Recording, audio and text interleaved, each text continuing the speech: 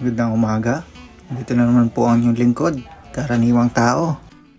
Panibagong araw. Ngayon nga po pala ay araw ng Biyernes, March 20. Dito na naman tayo sa tabing dagat upang mamulot ng mga basura. Tara, samahan niyo ako.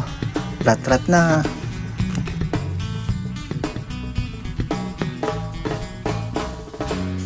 Ako po'y karaniwang tao lamang.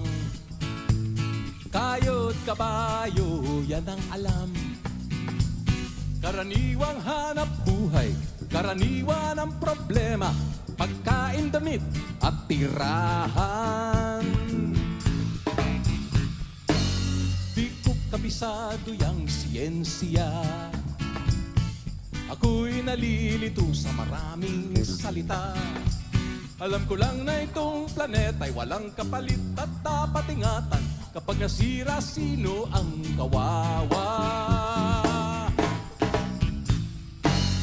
Karaniwang tao, saan ka tatakbo?